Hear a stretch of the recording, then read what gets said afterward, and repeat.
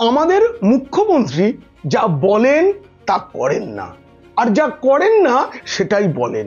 গুলিয়ে যাচ্ছে? গুলবে না।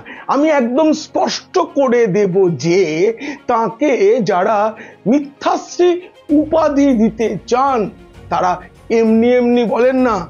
তিনি কি বলছেন আর তার সরকারের নথি কি বলছে তা পাশাপাশি দেখিয়ে সত্য ও মিথ্যা স্পষ্ট করে দেওয়ার এই প্রতিবেদন। যদি ভালো লাগে অবশ্যই সাবস্ক্রাইব করবেন পিনাকি বলছে। আর এখন তিনি মুখ খুললেই কেমন করে মিথ্যার স্রোত বেরিয়ে আসে তা জানতে দেখুন এবং শুনুন পিনাকি বলছে। এই পরমান্ন আমি সকলের সঙ্গে ভাগ করে নিলাম। বন্ধুরা, মিথ্যা নিয়ে এই আলোচনার আগে একটা আনন্দের সত্য জানাই। আমাদের সকলের প্রিয় পিনাকি বলছে চ্যানেল সদ্যই 1 লক্ষ সাবস্ক্রাইবারের সংখ্যা পার করেছে। এটাকে ইউটিউব একটা মাইল ফলক বলে স্বীকৃতি দেয়। এর জন্য সকলকে অভিনন্দন। ইদানিং আমরা বাঙালিরা, ভারতের অন্য জায়গাতেও হয়ে থাকতে পারে, কিন্তু বাঙালিরা বেশি করে আমরা যে কোনো কিছু উদযাপন করতে গেলে কেক কাটি, কিন্তু সেটা তো আমাদের পরম্পরা নয়।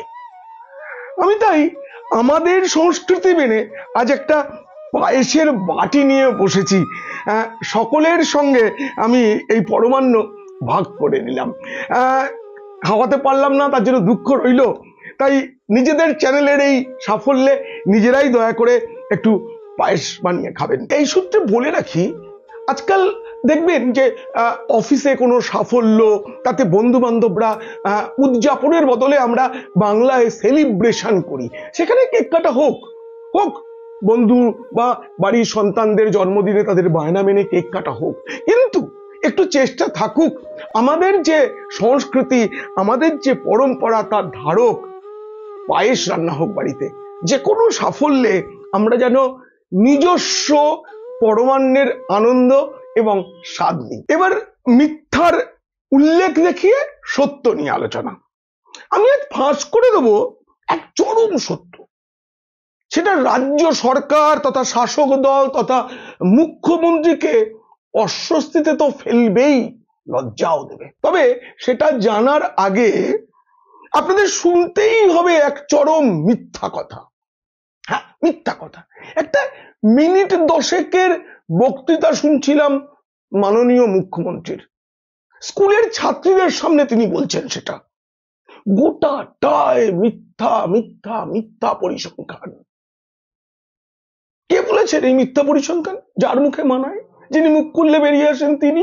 আবার কে? 2011-12-তে মেয়েদের ড্রপ আউট রেট ছিল 4.5%, আজকে হয়েছে 0.00। কন্যাশ্রী দিবসের অনুষ্ঠানে মানে গত 14ই আগস্ট এই যে ড্রপ আউট 0.00 বলছেন আমাদের মুখ্যমন্ত্রী, সেটাকে সত্য প্রমাণ করার জন্য কত বড় জাল মিথ্যা প্লট সাজানো হয়েছে জানেন? বলি শুনুন।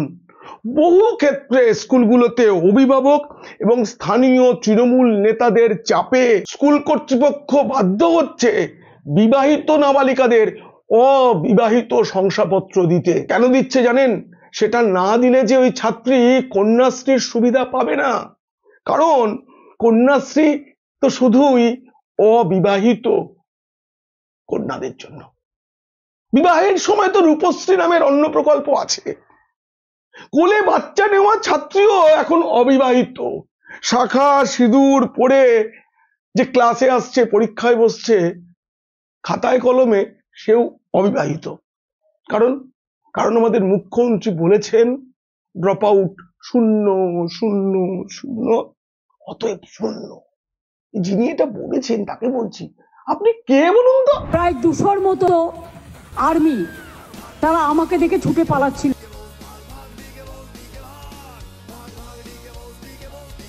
আচ্ছা, ওরা পালিয়ে গেছে। 5ম শতাব্দীতে ভারতীয় গণিতবিদ আর্যভট্ট শূন্যের ধারণা দেন প্রথম, আর 7ম শতাব্দীতে আরেক ভারতীয় ব্রহ্মগুপ্ত শূন্যকে একটি সংখ্যা হিসাবে ব্যবহারের সূচনা করেন। আর এই 2025 সালে নতুন করে শূন্যের আবিষ্কর্তা আমাদের মুখ্যমন্ত্রী মমতা বন্দ্যোপাধ্যায়। বাঙালিরা অহংকার করুন, গর্ব করুন। তিনি যে শূন্য আবিষ্কার করেছেন সে শূন্য আসলে শূন্য নয়। আবার এটাও বলা যায় যে তার আবিষ্কারে বিশাল সংখ্যা, অনেক বড় লজ্জা, অনেক বড় পাপ আসলে শূন্য শূন্য শূন্য, 0 0 0। এই যে উনি বলছেন সেটা যে ভুল আমি তার প্রমাণ দেব। তার আগে মুখ্যমন্ত্রীর ভক্তদের স্মরণ করিয়ে দিই, অনেক মিথ্যাকে, অনেক পাপকে শূন্য দেখাতে গিয়েই আজ বামপন্থীরা মহাশূন্যে চলে গিয়েছে। রাজ্যের অর্থমন্ত্রী ছিলেন বামফ্রন্ট আমলে অসীম দাশগুপ্ত, প্রতিবার বলতেন ঘাটতি শূন্য বাজেট।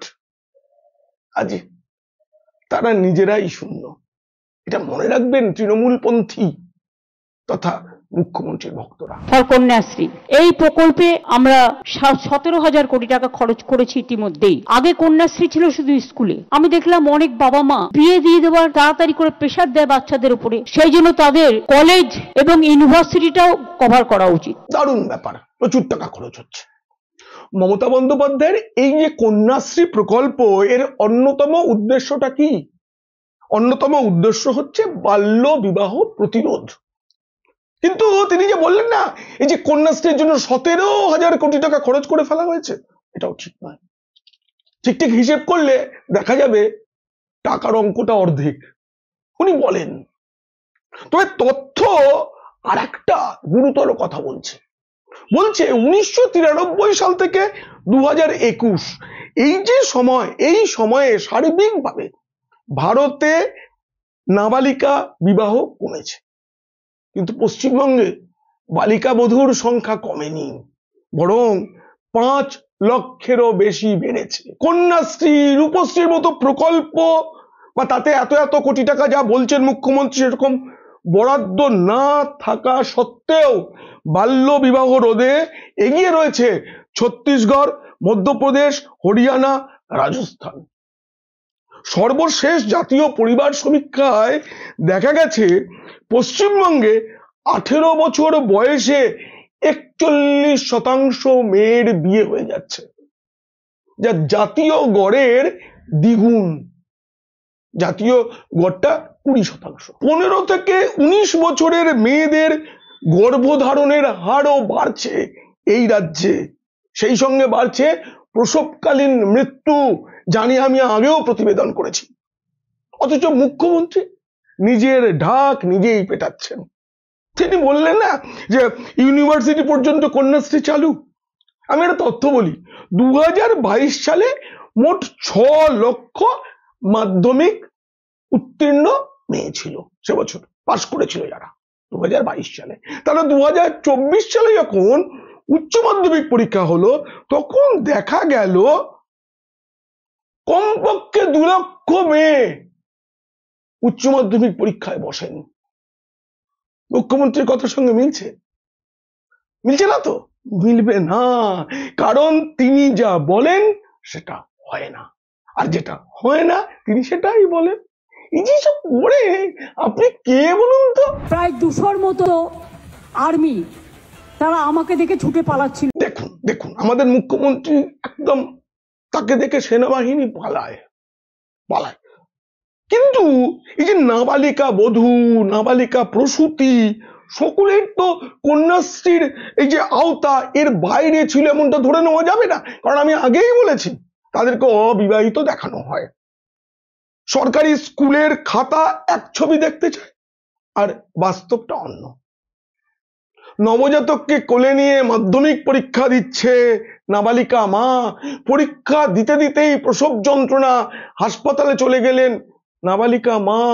এসব সংবাদপত্রে প্রকাশিত হয়, এসব খবর মাধ্যমিকের সময় প্রকাশিত হয়। অথচ মুখ্যমন্ত্রী বলেন কন্যাশ্রী প্রকল্প সফল সফল সফল, আর তৃণমূল বলে কন্যাশ্রী জিন্দাবাদ, সততার প্রতীক জিন্দা। এবার শুনুন মুখ্যমন্ত্রীর সবচেয়ে বড় ঘোষণাটা। আমার গর্ব আজকে এই কারণে যে আমাদের 93 লক্ষ বেশি কন্যাশ্রী বাংলায়। আমি নেক্সট ইয়ারে চাই এটা 1 কোটি হোক। হয়ে যাবে মুখ্যমন্ত্রী, হয়ে যাবে। আপনি যখন বলেছেন তখন কাজে না হোক, খাতায় কলমে সব হয়ে যাবে। আপনার আমলারা তো আছেই, একেবারে পোষা যেসব আমলা, বৃত্তের মতো যারা কাজ করেন, তারা গোজামিল দিয়েও হিসাব মিলিয়ে দেবেন 1 কোটি। তাছাড়া কন্যাশ্রীর প্রাপক সংখ্যা যদি 1 কোটিতে পৌঁছয়, এটা তো খুব ভালো লক্ষ্য। আমিও সমর্থন করি, কারণ আমি মনে করি মেয়েদের শিক্ষায় যত বিনিয়োগ সমাজের ততই লাভ। ছাত্রদের থেকেও কন্যাদের এগিয়ে নিয়ে যাওয়া বর্তমান সমাজে বেশি জরুরি। কিন্তু মেয়েদের এই যে শিক্ষা, এই শিক্ষাটাকে এই খালি অনুদান প্রাপকের সংখ্যা, কারা কারা কন্যাশ্রীর টাকা পেল, এই দিয়ে কি মাপা যায়? মাপা উচিত? আপনি বলুন। স্কুলের নাম লেখানো মানেই কি তার শিক্ষা হচ্ছে বলে ধরে নিতে হবে? প্রধানমন্ত্রী পোষণ প্রকল্পের সমীক্ষায় দেখা গিয়েছে পশ্চিমবঙ্গে এই যে চলতি শিক্ষাবর্ষ, তাতে মিড ডে মিল গ্রহণকারী ছাত্র ছাত্রীদের সংখ্যা কমেছে প্রায় 10 লাখ। আর একটা তথ্য বলছে পড়ুয়াহীন, কোনো পড়ুয়া নেই এমন স্কুলের সংখ্যায় পশ্চিমবঙ্গ দেশের মধ্যে শীর্ষে। রাজ্যে 3000-এর বেশি স্কুলে কোনো পড়ুয়া নেই। এটা তো কেন্দ্রের সমীক্ষা রিপোর্ট, ভুল থাকবে, কেন্দ্র বাংলার নামে বদনাম করতে চায়। কিন্তু রাজ্যের রিপোর্ট শুনলে মুখ্যমন্ত্রী চমকে যাবেন। ওকে দেখে যেমন 200 সেনা নাকি ছুটে পালিয়ে গেছে, উনিও ছুটে পালিয়ে যেতে পারেন।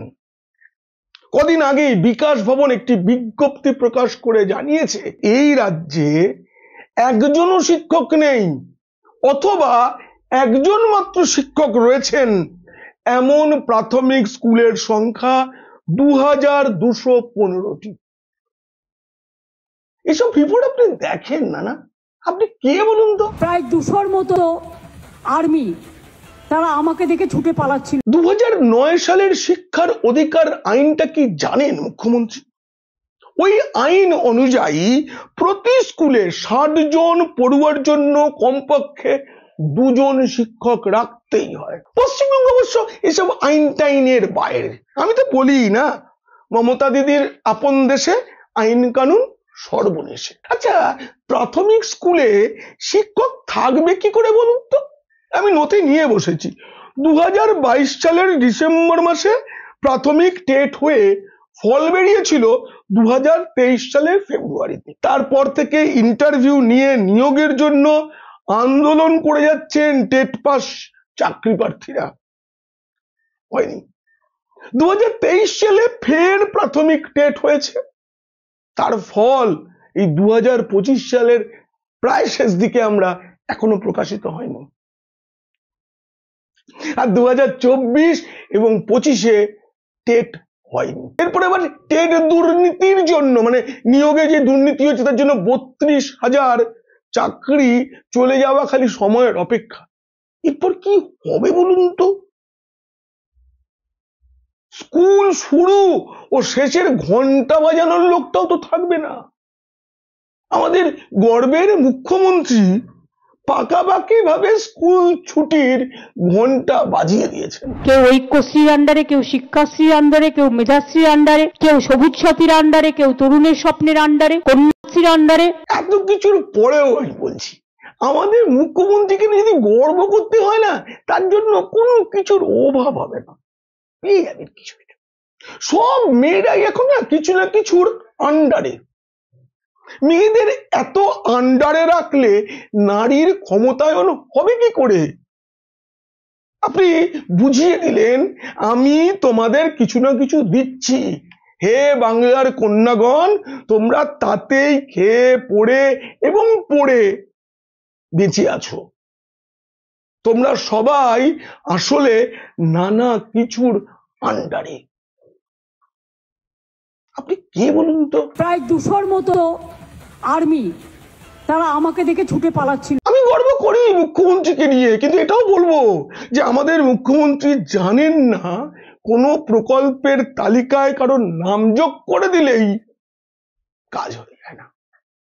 কোনো প্রকল্প সার্বিক শিক্ষা পরিকল্পনার স্থান নিতে পারে না।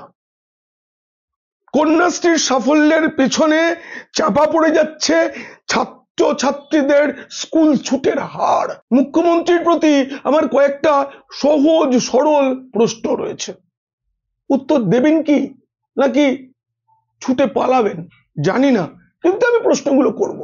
বলুন তো, মানব সম্পদের এই অপচয় আপনার রাজ্যে যে হচ্ছে, এটা রোধ করার জন্য কি পরিকল্পনা বানিয়েছে রাজ্য?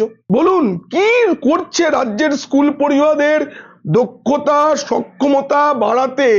কি করছে রাজ্য সরকার স্কুল শিক্ষাকে অর্থপূর্ণ এবং আকর্ষণীয় করে তুলতে? কি উদ্যোগ নিয়েছে যাতে স্কুল ছুট বাড়বে না? বাবারা মেয়েদের 18 বছর হওয়ার আগেই বিয়ে দিয়ে দেবেন না, কি করেছে? শিক্ষা যদি না হয় তাহলে এরা কাজ পাবেন কি করে?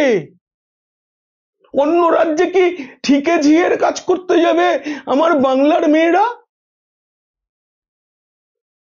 আর আপনি কদিন আগে কি বলেছেন? আর আমাদের আমলে আমরা কিন্তু 2 কোটি লোকের চাকরি দিয়েছি এবং আমরা অনেক কর্মসংস্থান করেছি। মুখ্যমন্ত্রীর এই যে 2 কোটি চাকরি, অনেক কর্মসংস্থান, এসব কথা শোনার পর থেকে না আমার মাথার মধ্যে নানা রকম অঙ্ক ঘুরছে। আপনার 2 কোটির কাছাকাছি বয়স্ক মানুষ আছেন, তাদেরকে বাদ দিতে হবে। শিশুদের তো আগেই বাদ দিয়েছি, তাহলে রইল কত? 5 কোটি। সেই 5-এর মধ্যে 100 দিনের কাজের জব কার্ড রয়েছে 2.5 কোটির। 2 কোটি চাকরি হয়ে গেছে।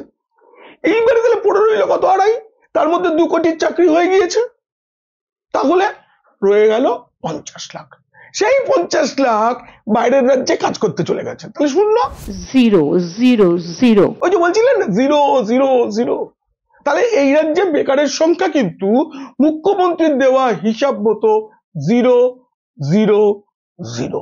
সত্যি আমার মনে হয় পশ্চিমবঙ্গ না স্বর্গের চেয়েও মহান কোনো জায়গা।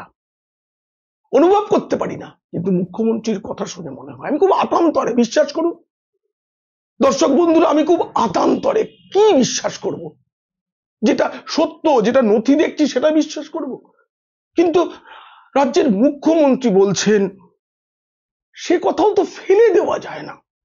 কি যে করি, সত্যি মহা আতান্তরে পড়ে গেছি। আমার মতো আপনাদেরও যদি মাথা গুলিয়ে গিয়ে থাকে তবে কমেন্ট করুন, সেটা জানিয়ে। আর ভালো লাগলে বন্ধুদের শেয়ার করুন এই প্রতিবেদন, খারাপ লাগলে শত্রুদের। আর আপনারা এত কিছু মিথ্যার মধ্যেও ভালো থাকুন, সুখে থাকুন।